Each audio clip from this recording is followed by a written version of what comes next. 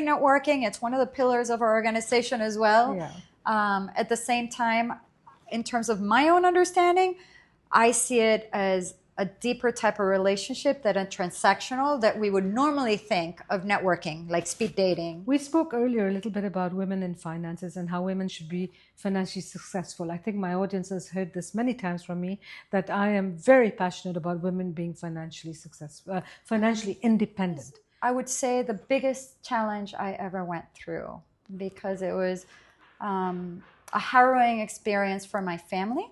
He passed away in a terrorist attack in Panama in 1994. Most of the time when couples get into arguments and even a lot of divorces because of finances, because someone's not understanding something, or someone did something that did not really, it was not in tandem and not in agreement with both of them, right? So it's so important for younger people to understand finance.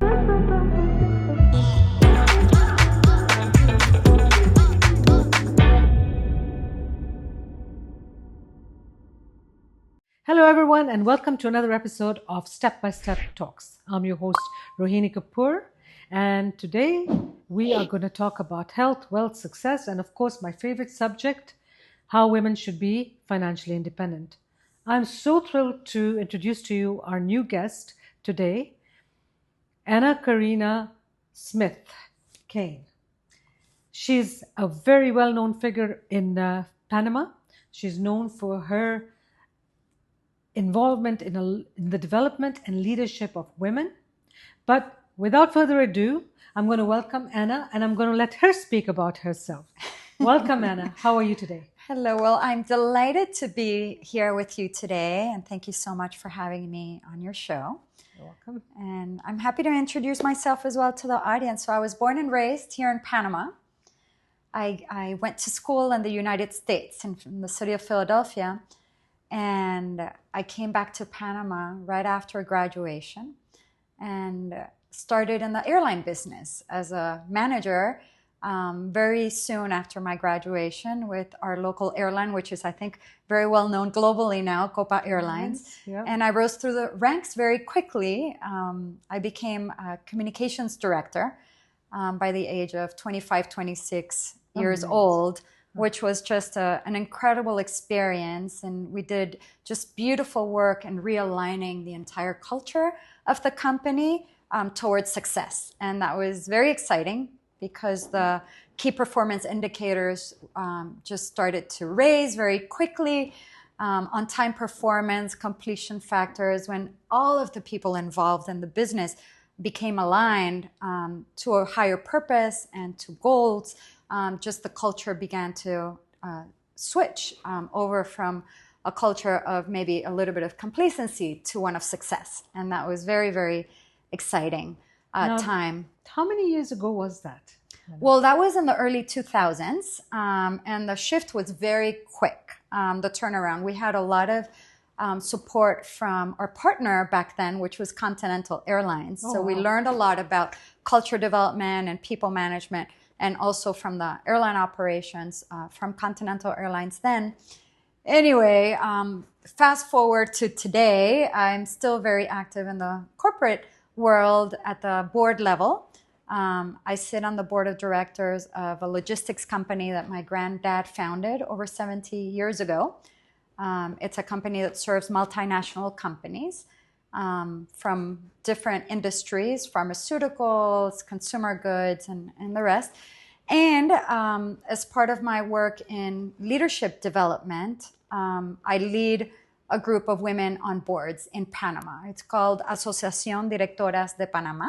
Okay, we're going to get you to stop here. You do amazing. Yeah. But let's just step back a little bit. You talked about your involvement with Copa Airlines in 2020. So we're looking at 24 years ago. Yeah. Can you shed a little light on what it was like being a woman in 2020 running and managing an airline? Yeah, well, this is what I'm going to say about my experience then. Okay, perfect. There was no difference whatsoever being a man or a woman. Okay. I had fantastic leaders who just kept opening doors, and you opened your doors yourself through your results and through your skills and your management skills.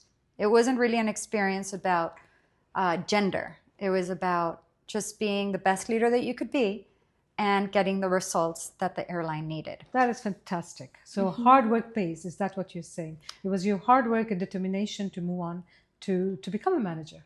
And smart work. And smart work, All very right, that's a focused good work. word. And understanding as well how to show off your good work, right? Which I think was pivotal, because I was very proactive about producing reports that showed the progress in the areas that I led. I started with the frequent flyer program back in the day. Oh, you started the frequent flyer program, or you were part of the... I was leading the frequent flyer program that we had with Continental. So I led the local aspects of those frequent flyer programs for all of Latin America. Right. It was back then it was a program that was run by another airline, by Continental Airlines, which is now United Airlines. That's right. Yeah. So it was called the One Pass Frequent Flyer Program. And then there was other frequent flyer programs that we were a part of. Nowadays, the airline has its own frequent flyer program that's called Connect Miles. But I wasn't a part of creating that. Got it. I was the previous story of the frequent flyer programs on the business. So, I was very good about showing results and producing the reports and getting the entire company aligned with increasing the frequent flyer metrics for the company. So if I'm understanding right, what you're saying is it's very important for women to show what they're doing, to actually be proud of what they're doing and not hold back. Because when you do that, you do get noticed and you can move to the next level.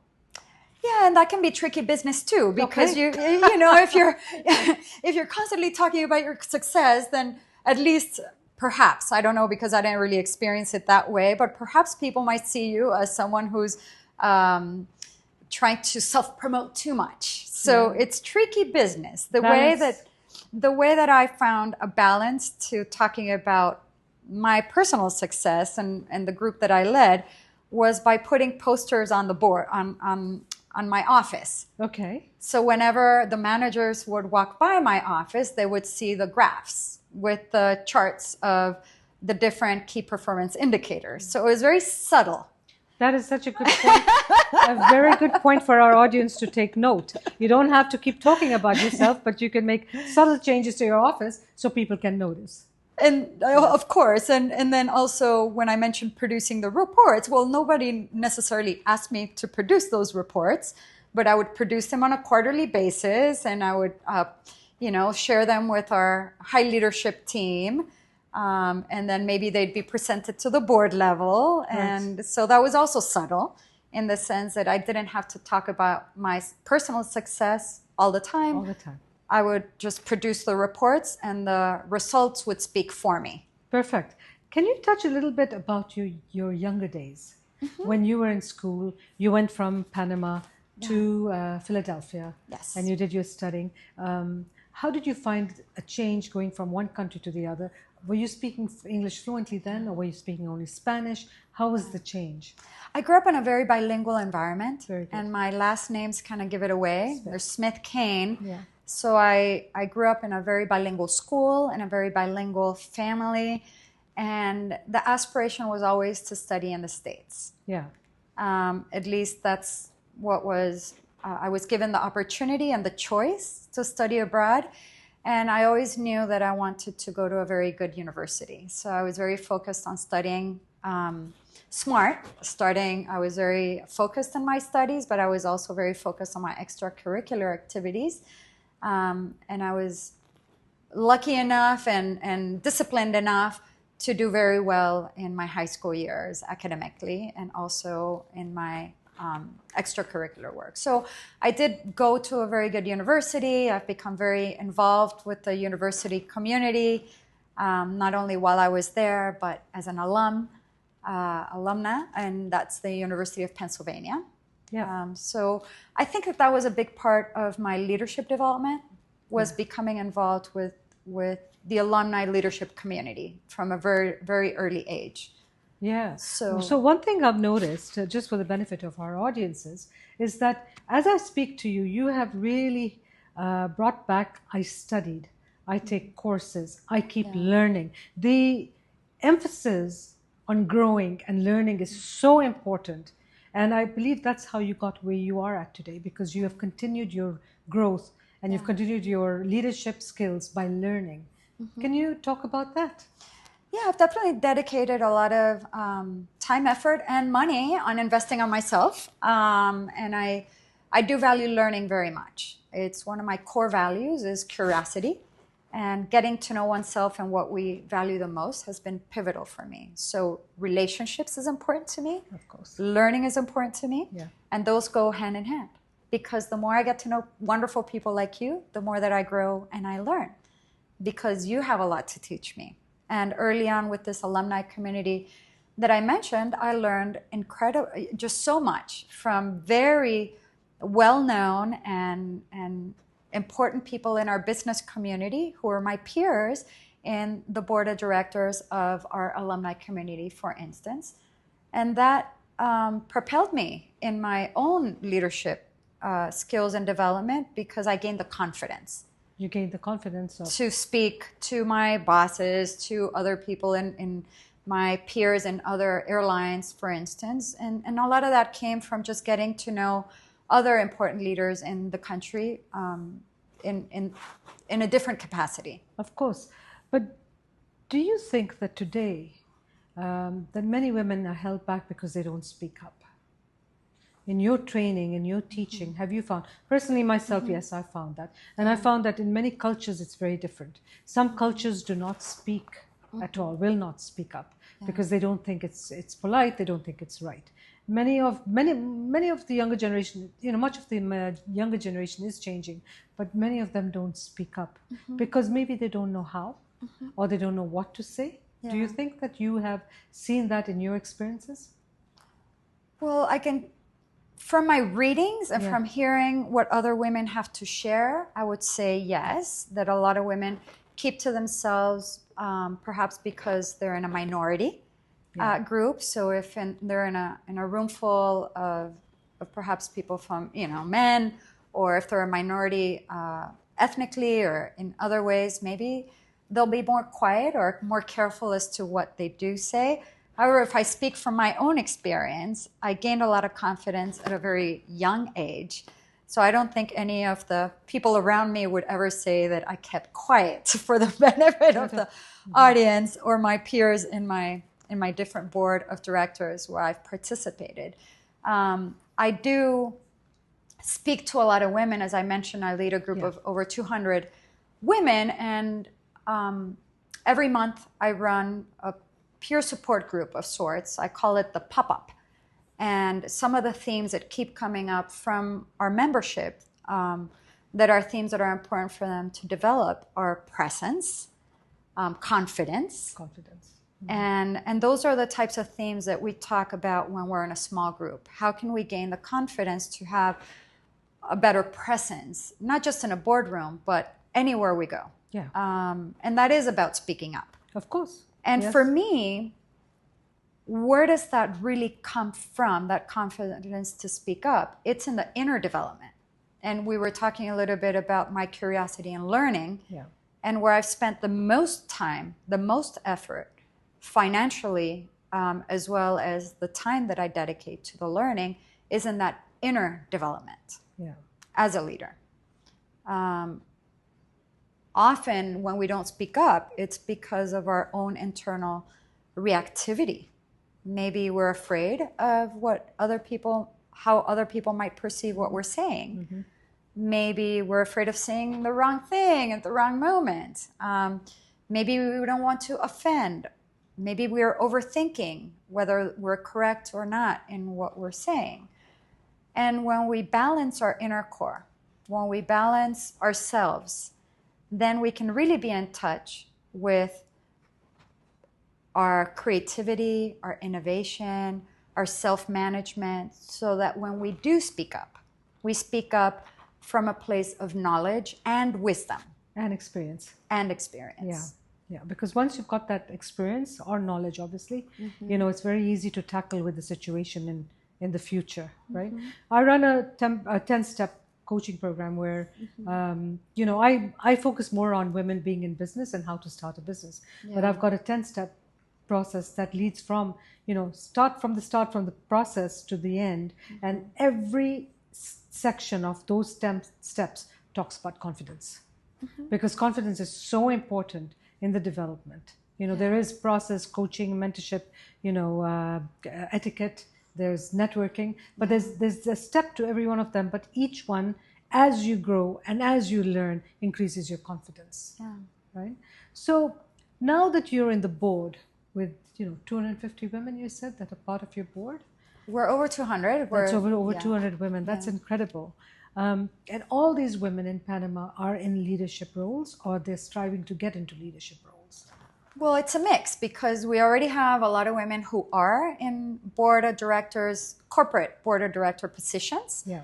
And we have maybe like a 35% of women who are very high level in different companies, or perhaps they're entrepreneurs, and they're preparing to be on boards at the corporate level. So we help build their different capacities. We train women.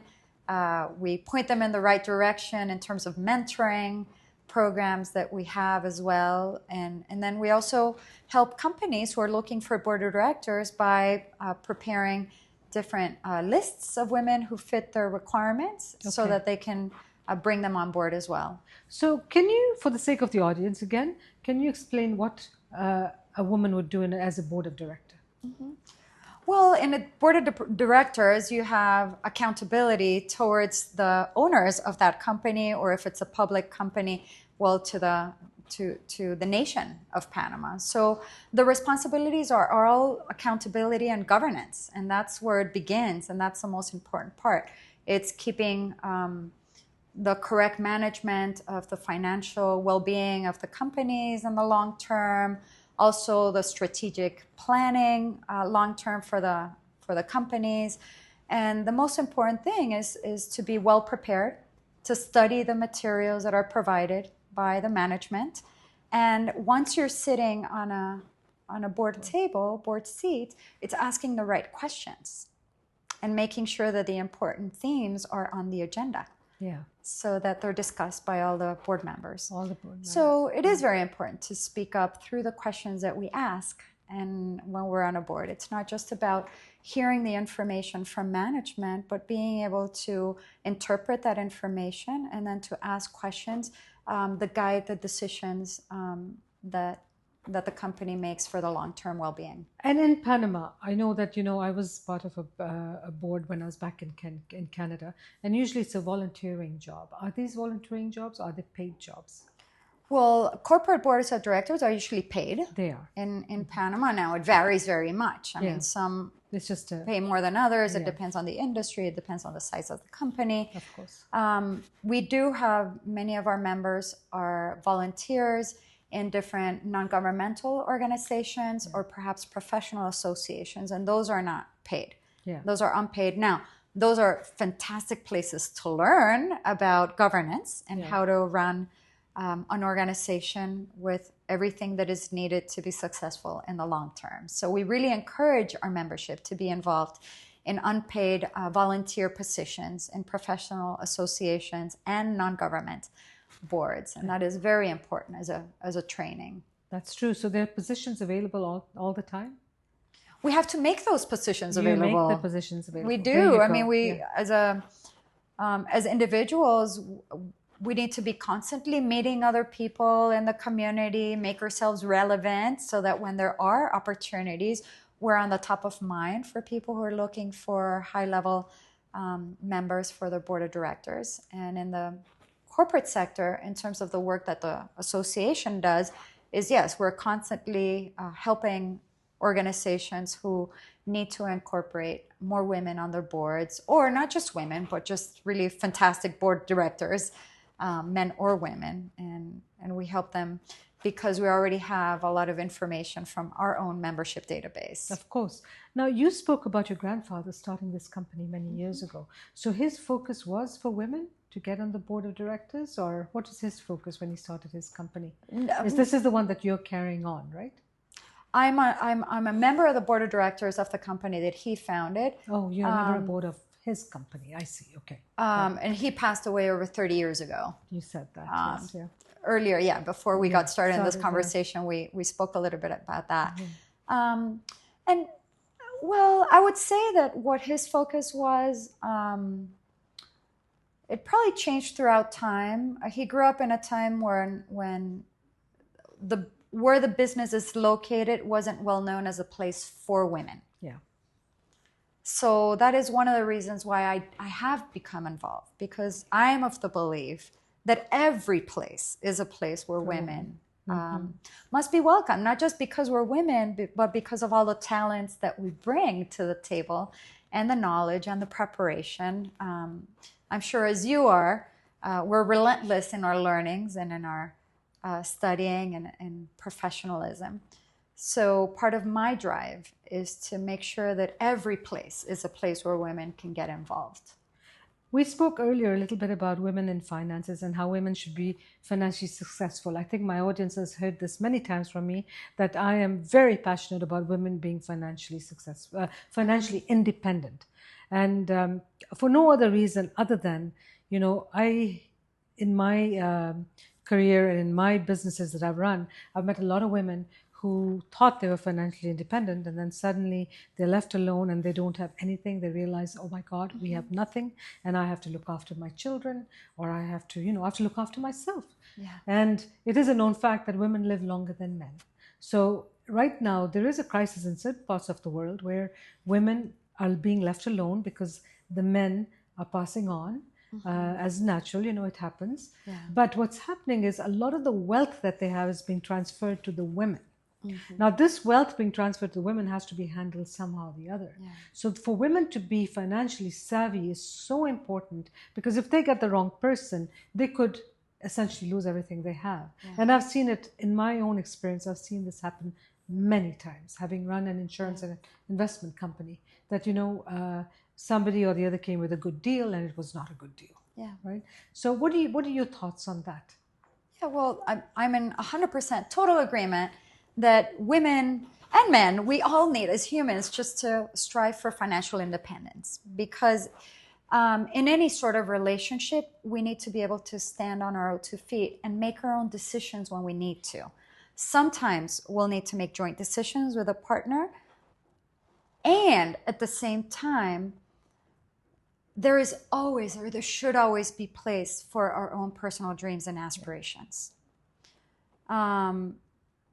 And sometimes we forget that. And even this culture here in Panama, sometimes it's maybe the advice that we get from our religious leaders and others is that it all needs to be joint together. And, I'm more of the belief that those decisions must be made together in terms of how to manage family finances.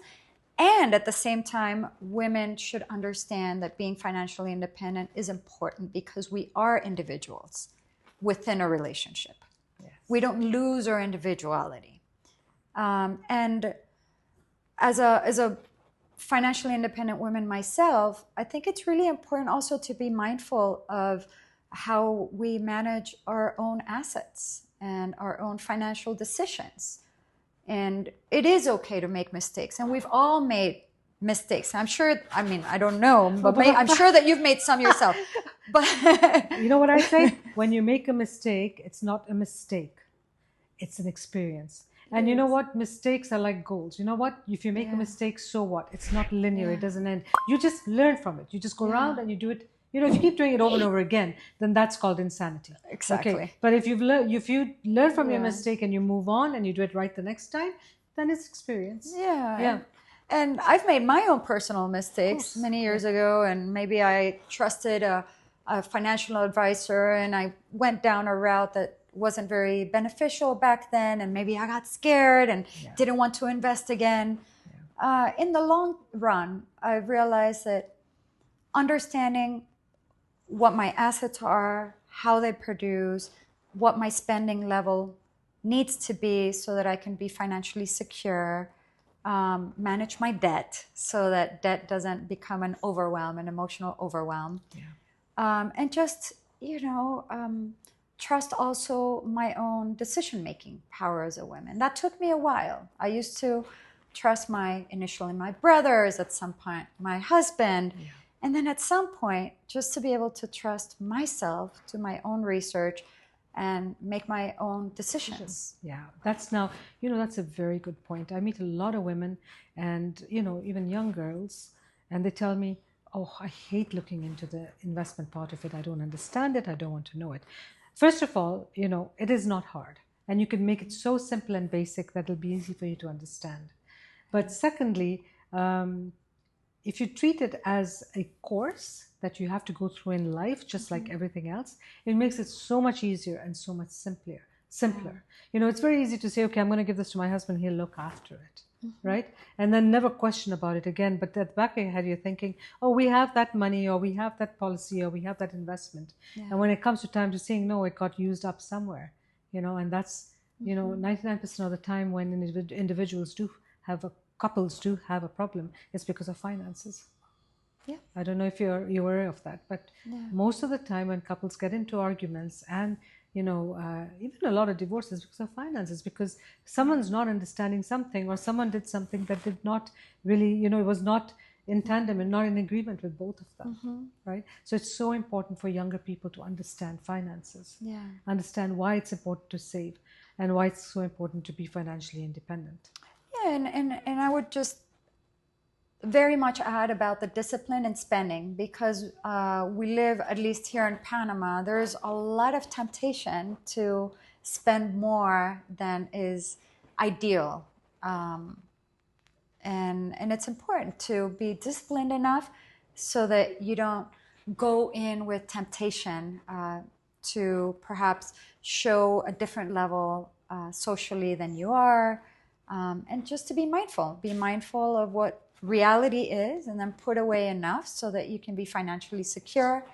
Exactly. Yeah. So be mindful of debt. My rule of thumb is 10% of your income should go into savings every month, and you should forget about it. Yeah. So 10% of whatever you make, put it away. If you make $100, put your $10 away. Yeah. If you make 1,000, put your $100 away, because you need that as a rainy fund. A rainy day fund. And rainy days do come. Yeah. No, they come all the time. Yeah, they come all the time. And those same principles we were talking about the board responsibilities that we might have. Like, for instance, me, that I sit on the board, like, well, it's often the same principles that you're looking at, in terms of financial responsibility, from not just from an individual, but from an entire corporation, and to be able to be financially secure even throughout different generations. Exactly. You're very right. I'm going to ask you, Anna, do you want to talk about some of the challenges you've had in life? You've got to a very successful position right now. I know that I've been told you're a very well-known woman in Panama. from the Women of the World group. That's, where I connected with you. And they all said you have to have her, as an interviewee, because she's got a lot to share. So can you share with me challenges that you've had and how you got to where you got to? Yeah, well, I'm happy to share some of the challenges. It's an interesting question because I've studied so much about the appreciative viewpoint of life. So kind of how to view life from a perspective of where you want to go and who you want to be and what is the ideal, rather than a focus on the problems, or sometimes we call them challenges. So I'm not one to stay with the challenges. But I will address your question because it was very specific. Yes, I've had many challenges, and I consider myself quite resilient human being. Even at a very young age, I mentioned that I lost my granddad, who was beloved grandfather, when I was only 18 years old. That's right. And my grandmother back then, she was completely devastated, and I was living with her at the time and with my granddad. And that was, I would say, the biggest challenge I ever went through, because it was a harrowing experience for my family.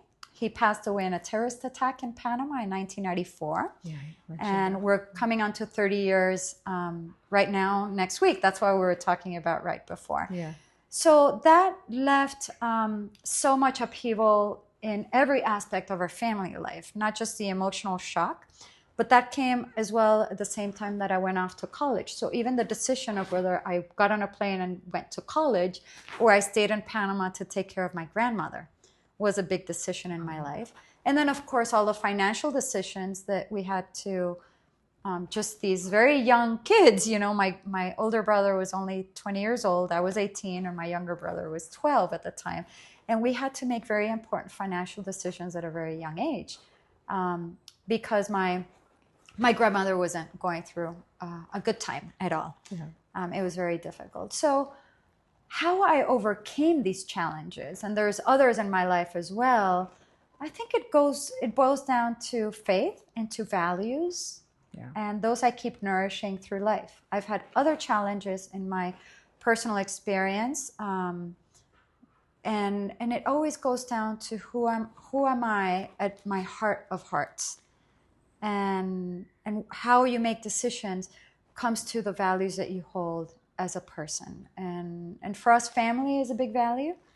And my family is very important. Just before we got on this call, I was like, well, my mother might call. My mother must call. So family is a value. Everything. That's very good. And my children are a big value to me as well. Yeah. And I have one of them with me here today. So those are big values: family, responsibility, and honoring who we are at the heart is also a big value. And learning. That's a very big part. No, it's very true.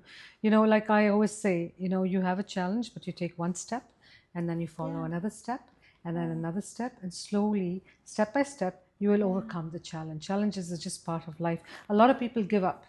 A lot of people give up. I've had a lot of people that I've worked with who just give up and cannot move forward. So we need to encourage people to move forward. It's not, the end of life. It's not the end of anything. It actually could be a stroke of luck, when you don't get something you want, or you've had some hardship, because it's showing you how to move to the next step. Yeah. Right? And I would add to all of that, just building nourishing relationships, which is what we have today, you and me. I do participate a lot in this group that you mentioned, the WOW group, and it's a beautiful group of, over 300 women. That's right. Who are part of it. And I try to remain active, whether it's to meet new people who come to Panama. Back in that moment in time, with that challenge that I just spoke about, I was very quick to make very strong relationships when I did decide to go to university. And for instance, I met friends from around the world, and just last month I was visiting my college roommates. So those relationships we can keep alive throughout time. Of course. And that is very important for me. So whatever new community I become a part of, I try to remain active, get to know people deeply, not just at the surface. Yeah. One thing I've noticed with WOW, I'm going to talk about, the group, is that it's amazing how many new people are, ladies, and they're all women coming into Panama, want to start a new business. Yeah. It's just incredible, and they're all working very hard to get there.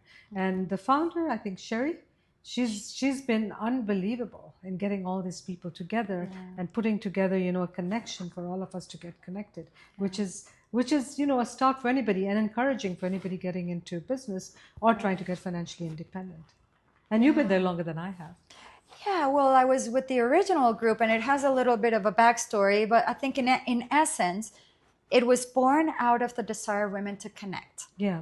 And to connect some more at the surface in terms of how to help each other settle in. Yeah. But there's many Panamanians who are part of that group as well. And what is my driving force is really to build new friendships, new relationships, not just to connect because I want to promote a business. It's really because I love getting to know people. Yeah. And like us today here and with your audience, I just love getting to know people. Exactly. And that's also why I did become a member of that alumni community very early on. It's also why I became a part of the Women's Association.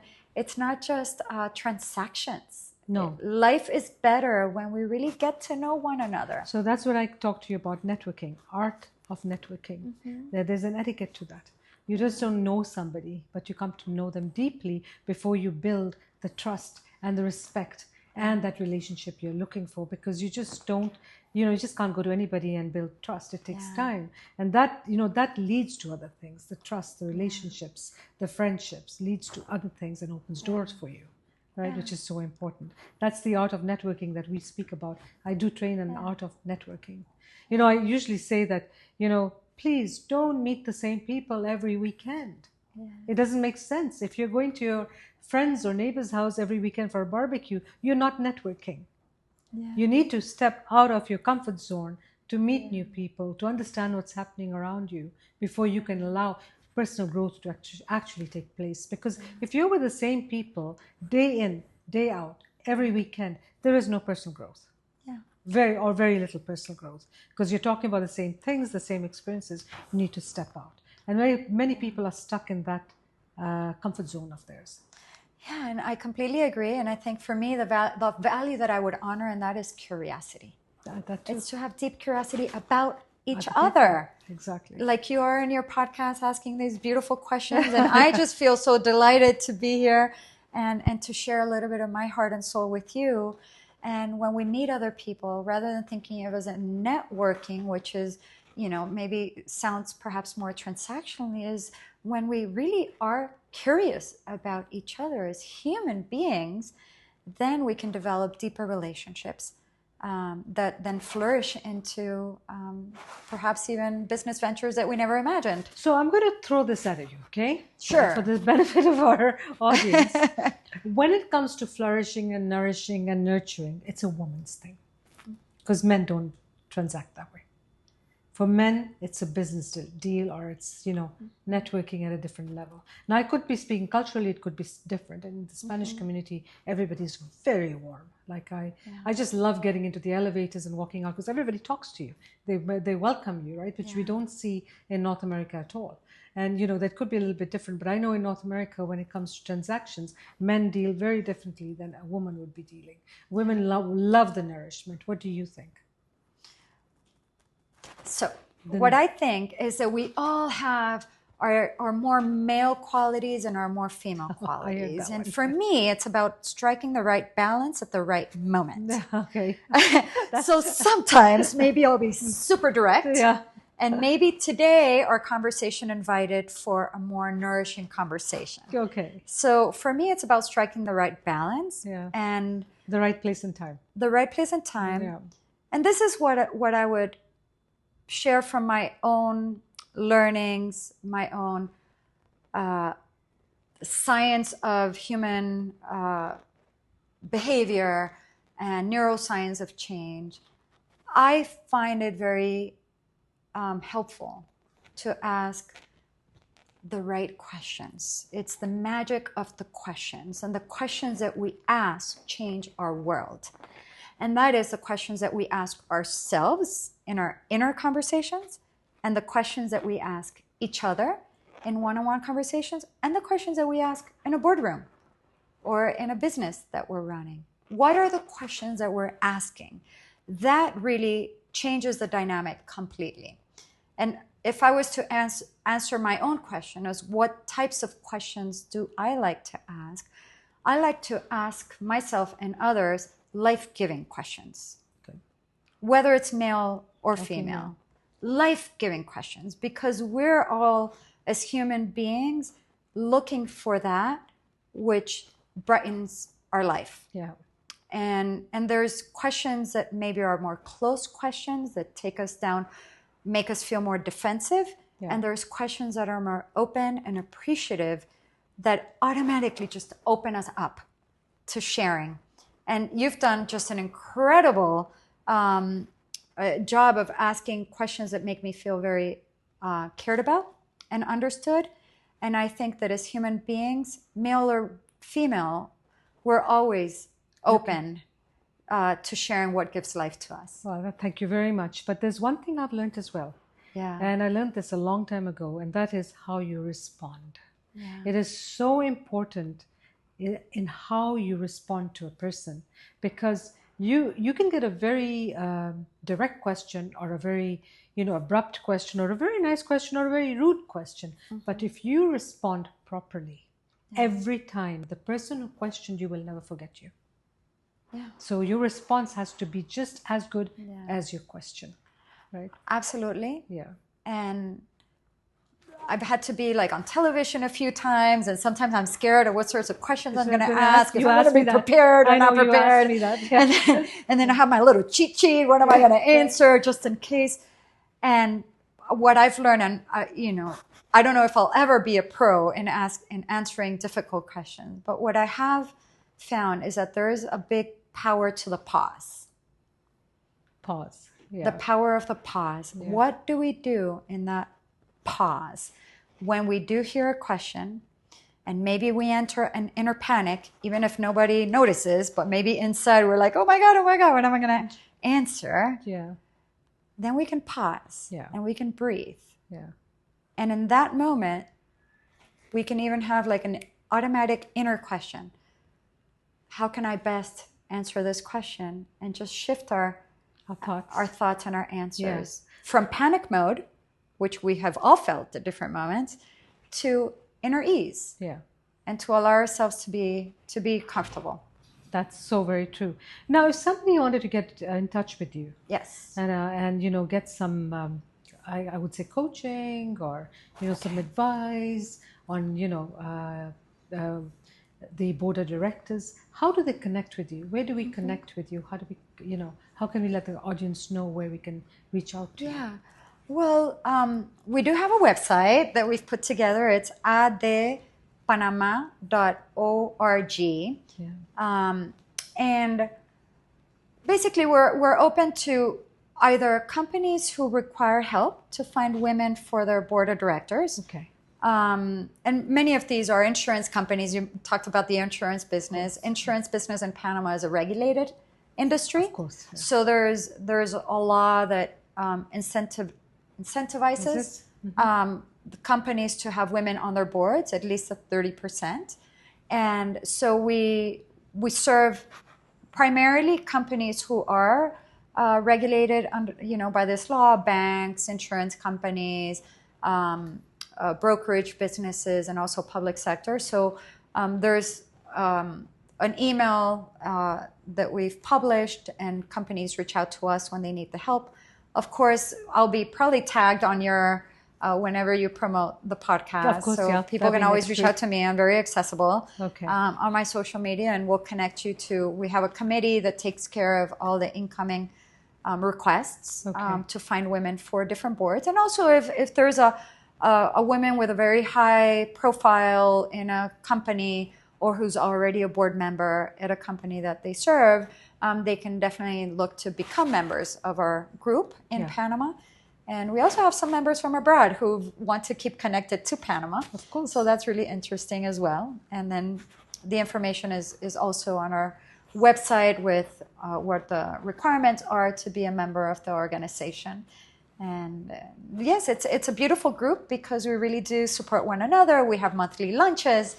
We have constant training programs for the women who are part of our group, as well as webinars, and it's just a wonderful way to get to know other women. Oh no, I think it's fantastic, and with the behind the purpose is so good, and there's an opportunity for so many women who want to get out and want to build, just not by boards, by just meeting other people and networking. I like the word networking. You had said you prefer just meeting and curiosity, which I think is a good terminology. Just be curious. Well, but networking is what people understand. Yeah. So networking works for me. I say networking. It's one of the pillars of our organization as well. Yeah. At the same time, in terms of my own understanding, I see it as a deeper type of relationship than a transactional that we would normally think of networking, like speed dating. You know? Okay. Right. Well, do you have any questions for me? Well, I would love to do a podcast where I ask you all these questions. Okay, we because I don't know if you've ever been on your own podcast with your own stories. I did that, yes. I've done it once, but I would love you to interview me, and maybe in the next few weeks we could get you to interview me, and then I could share my story, right? And you can ask me questions. As a very proud Panamanian, I guess I am curious to know what makes you happiest to be here in Panama? I love the people of Panama. I haven't felt so much at home since I arrived here, a few months ago. But the people in Panama are very warm. Like I said, even just the elevator, everybody talks to you. Nobody's quiet. And they always want to teach you. You know, I'm learning Spanish now. And, you know, everybody wants to teach you, and they help you through, you know, what the correct tenses are. Or, you know, if you go to the the supermarkets, they're all ready to help. And obviously the weather is fantastic here. It's not cold, so it's lovely. And and it's a good place for growth. And I've met wonderful people. Just amazing people here from all parts of the world. So that, I think, is very, very interesting to me. I've met people from everywhere. Panama has everybody, plus the Panamanians. So that's why I'm in Panama. Well, and I'm so happy that you've liked it here. Yeah, thanks. I feel very proud. So that's the end of our episode right now. As I always tell you, that you can find me at stepbysteptalks.com. If you message me, I will answer my email privately and confidential back to you. We'd love to hear from you. Please, if you like our podcast, do hit subscribe and do hit like. And until our next guest, very soon, another very exciting episode coming on My Passion Again, Women, Finances, Independence, you know, Wealth, Success. I wish you all a very, very great weekend, and hope to hear from you guys soon. Thanks, and have a super day. Thank you.